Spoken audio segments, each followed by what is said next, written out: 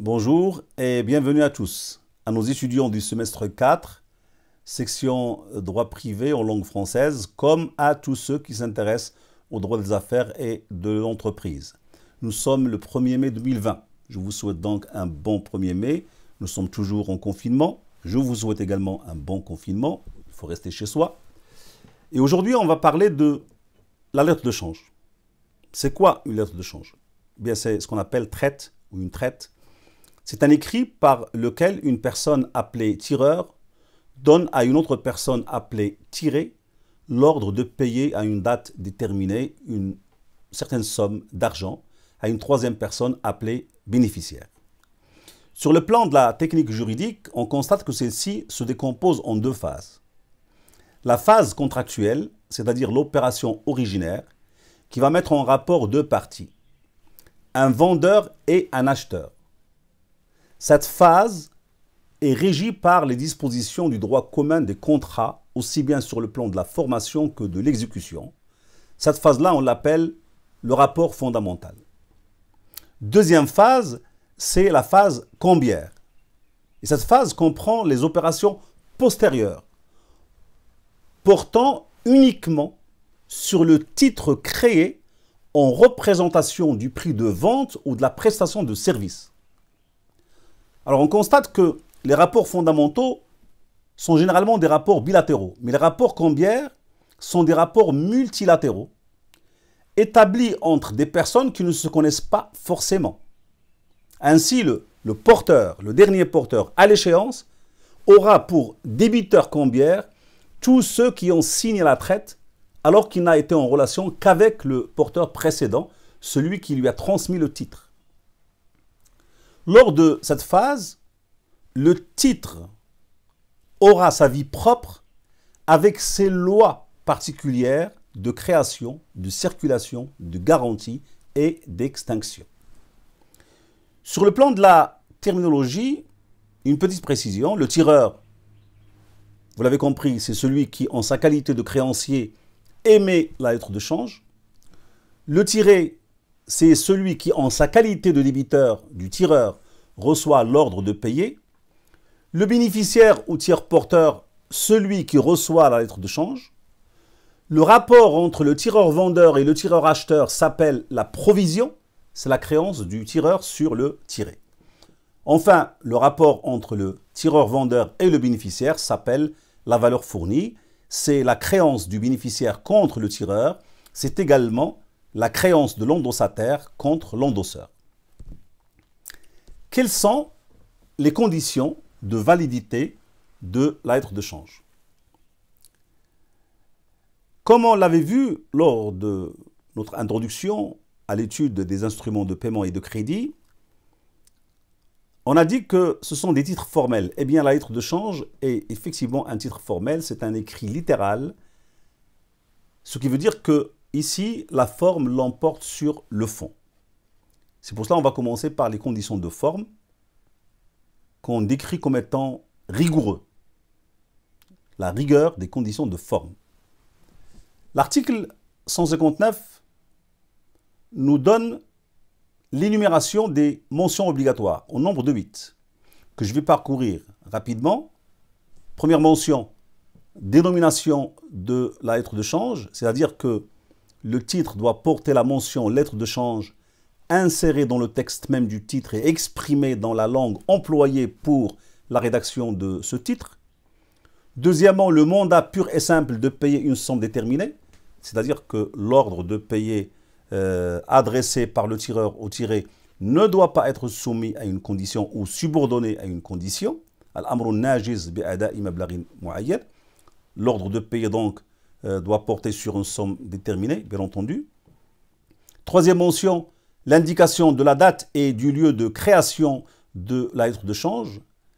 L'indication de la date est très importante, et ce à plusieurs égards, car elle permet de calculer le délai de prescription de l'effet ainsi que celui des taux des intérêts dus. Elle permet de savoir si le tireur pouvait valablement à cette date émettre une lettre de change, s'il avait la capacité commerciale. Permet de connaître le délai de paiement si la traite est payable à vue. Donc, vous voyez que cette indication est très importante. Quelle est l'importance de l'indication du lieu de création? Eh bien, c'est en fait, en matière de commerce international, cette importance apparaît à ce niveau-là, car elle permet de connaître la loi nationale qui s'appliquera. Quatrième mention, le nom de celui qui doit payer, c'est-à-dire le tiré. En principe, le tiré est désigné par le tireur, mais il peut se désigner lui-même. Cinquième mention, l'indication de l'échéance. Alors, selon les termes de l'article 181, l'indication de l'échéance ou l'échéance peut être fixée selon 4 modalités. À vue ou à première présentation, c'est-à-dire sans délai de paiement, à un certain délai de vue, c'est-à-dire à l'expiration d'un délai qui commence à courir à partir de la première présentation au tiré, à un certain délai de date, le délai fixé court à partir du jour de la création de l'effet de commerce, à jour fixe, c'est la façon la plus courante, et le jour de l'échéance est fixé ou déterminé de manière exacte au départ de la création. Toute autre forme de libellé de la date d'échéance est nulle. Sixième mention, l'indication du lieu de paiement. Alors, le principe général du droit privé selon lequel les dettes sont quérables s'applique au droit de la lettre de change, donc la traite doit être encaissée au domicile du débiteur. Mais ce principe est très gênant dans la pratique, c'est pourquoi la plupart des lettres de change sont domiciliées en banque. On peut même émettre une lettre de change relevée et qui fera l'objet de notre discussion un peu plus tard.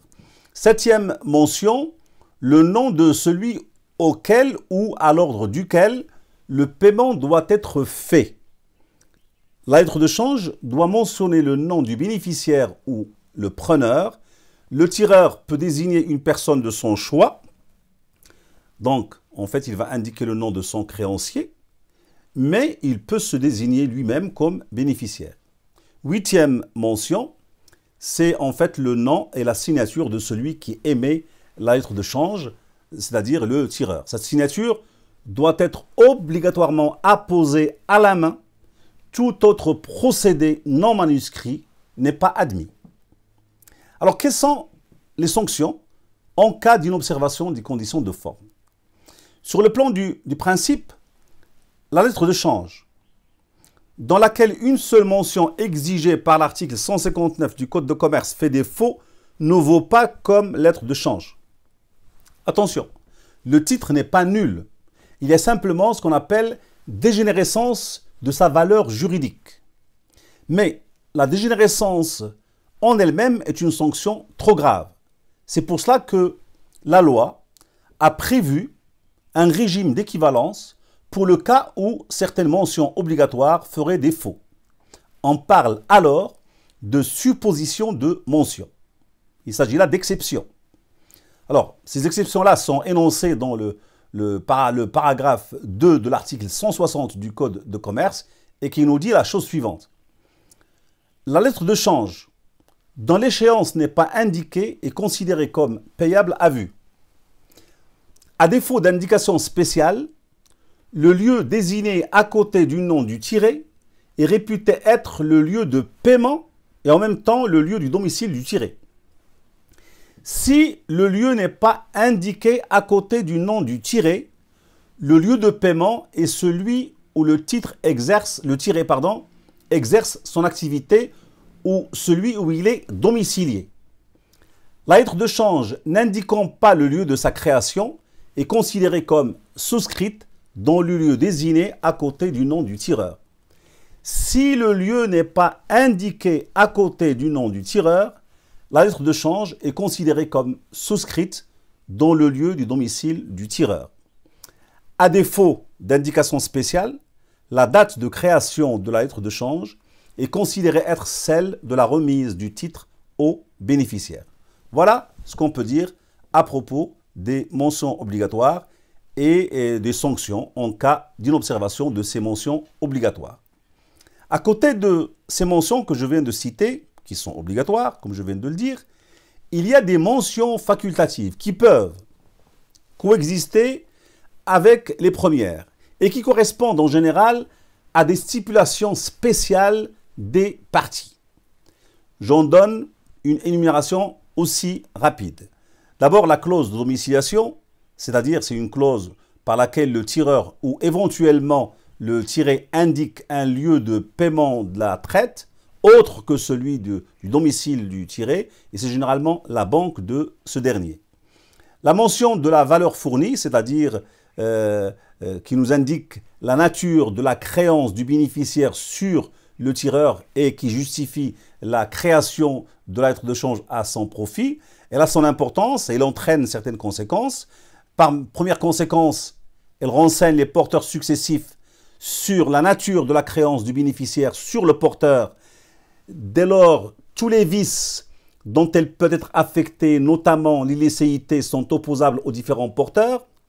Deuxièmement, elle traduit la volonté du tireur de s'engager par la lettre de change à l'égard du porteur dans les mêmes termes et aux mêmes conditions que sa créance sur le tiré. Ainsi, les garanties de la créance, telles que le privilège, le gage, l'hypothèque, sont présumées profiter à tous les porteurs. Troisième exemple de la mention facultative, stipulation d'intérêt. La stipulation par le tireur que la somme sera productive d'intérêt et réputée non écrite, sauf si la lettre est à vue ou à un certain délai de vue, selon le terme du paragraphe 1 de l'article 162. Quatrième mention facultative, la clause suivant avis ou sans avis.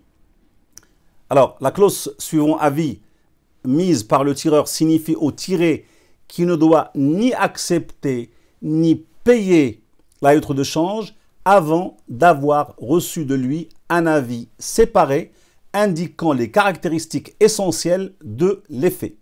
Si le tiré paye sans avoir reçu avis, il est responsable de ce paiement. La clause sans garantie ou fait à forfait. Le tireur peut, par la stipulation sans garantie ou à forfait, s'exonérer de la garantie d'acceptation. C'est possible, mais en aucun cas, il ne peut s'exonérer de la garantie de paiement. La clause sans protêt.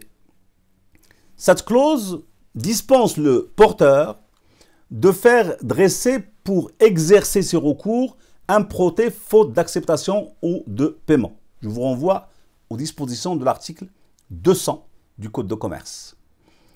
Et enfin, la clause non à ordre. Cette clause, qui est très courante, interdit à la lettre de change de circuler par la voie de l'endossement. Le titre est alors transmissible dans la forme et avec les effets d'une cession ordinaire. Voilà ce qu'on peut dire à propos des conditions en règle générale. On a dit qu'il y a une rigueur des conditions de forme et il n'y a presque pas de conditions de fond. Alors, sur le plan du principe, il n'y a presque pas de conditions de fond, sont quasi inexistantes. L'existence de la provision, donc, au moment de la création du titre, n'est pas une condition de validité de la lettre de change. C'est-à-dire que, on peut dire ici que l'un des traits essentiels de la provision est qu'elle peut n'exister qu'au moment de l'échéance. À cet égard, l'article 166, dans son paragraphe 2, nous dit la chose suivante. Il y a provision si, à l'échéance de la lettre de change, celui sur qui elle est fournie est redevable au tireur ou à celui pour le compte de qui elle est tirée d'une somme au moins égale au montant de la lettre de change. Ça veut dire qu'au moment de la création, il se peut qu'il n'y ait pas provision. Cependant, il faut qu'il y ait provision à l'échéance. Tout simplement. Alors, il y a quand même ici nécessité à dire que il faut qu'il y ait provision. C'est-à-dire on ne peut pas émettre une lettre de change en l'air. Parce que là, on va dire que l'exception, il n'y a pas de condition. Pardon, le principe, il n'y a pas de condition. Ça veut dire que la provision peut exister au moment de l'échéance. Mais l'exception, c'est qu'il faut qu'il respecte certaines conditions, et notamment l'existence de ces conditions-là. Alors, ces conditions-là, c'est d'abord concernant le titre lui-même. Ça veut dire qu'il faut créer un titre parce qu'il y a provision, parce qu'il y a un rapport fondamental, un rapport contractuel. Autrement, on va tomber dans ce qu'on appelle les effets de complaisance. Alors, c'est quoi les effets de complaisance? Dans le tirage de complaisance, le tireur va émettre une lettre de change sur un tiré auquel il ne fournit pas de provision. Le tiré va accepter la lettre de change par complaisance après avoir reçu la promesse du tireur de verser les fonds à l'échéance. Cette lettre revêtue donc de deux signatures, celle du tireur et du tiré, pourra être escomptée par un banquier et fera ainsi bénéficier le tireur d'un crédit à court terme. Et le processus peut continuer de cette manière-là, en émettant l'hypothèse qu'au moment de l'échéance, le tireur ne dispose pas de fonds nécessaires pour les verser au tiré. Il pourra s'entendre avec quelqu'un ou avec ce dernier ou avec un autre donc, qui sera un autre tiré complaisant pour obtenir l'acceptation d'une nouvelle lettre de change qu'il fera de nouveau escompter. Il obtiendra ainsi les fonds pour les remettre au tiré de la première lettre, et ces lettres de complaisance qui vont se chevaucher, c'est pour cela qu'on parle d'effets de cavalerie, ils vont se chevaucher les uns sur les autres. Ça peut être aussi des tirages en l'air, des tirages circulaires, des tirages croisés, vont poser un problème aux banquiers. Et c'est pour cela que, si on interroge la jurisprudence et la doctrine, on trouve que la jurisprudence et la doctrine font une distinction entre les effets de bonne complaisance et les effets de mauvaise complaisance. Les effets de bonne complaisance sont des effets de commerce signés par un complaisant solvable qui entend apporter au tireur momentanément gêné dans sa trésorerie le secours de son propre crédit. Généralement, on considère qu'ils sont valables.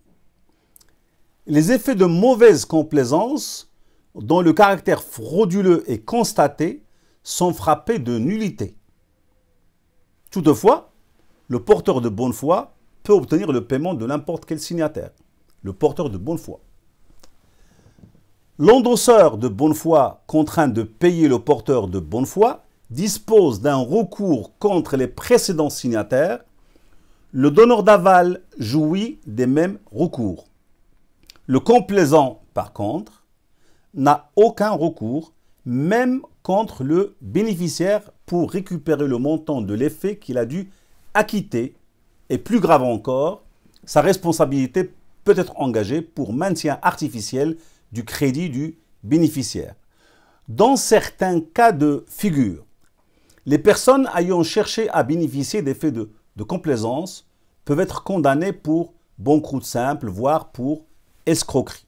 Et enfin, le fait de recourir à la création d'effets de complaisance peut être le signe d'un état de cessation de paiement qui peuvent également donner lieu à l'ouverture d'une procédure de règlement judiciaire du bénéficiaire des effets frauduleux. Donc c'est quand même très grave. C'est-à-dire que l'idéal serait de créer des effets car il y a une provision, même si cette provision ne va être disponible qu'à l'échéance de la lettre de change. Voilà pour les conditions concernant le titre lui-même. Il y a des conditions concernant le signataire. Ils sont simples. Le signataire doit avoir, la signature doit émaner d'une personne qui a la capacité d'accomplir des actes de commerce parce que, comme on l'a vu, la lettre de change est un acte de commerce par la forme. Alors, si une lettre de change comporte plusieurs signatures de personnes incapables à côté de personnes capables, eh bien, la lettre de change n'est pas entièrement nulle. On applique à ce niveau-là un principe qui s'appelle le principe de l'indépendance des signatures, c'est-à-dire que seront engagées les personnes capables, ne seront pas engagées les personnes incapables. Vous pourrez lire à cet égard ou revenir aux dispositions de l'article 164. Alors je vois qu'on est là depuis 20 minutes et c'est pour cela que je vais m'arrêter à ce niveau et je vous donne rendez-vous dans une prochaine vidéo pour parler de la vie de la lettre de change. Je vous remercie et à très bientôt.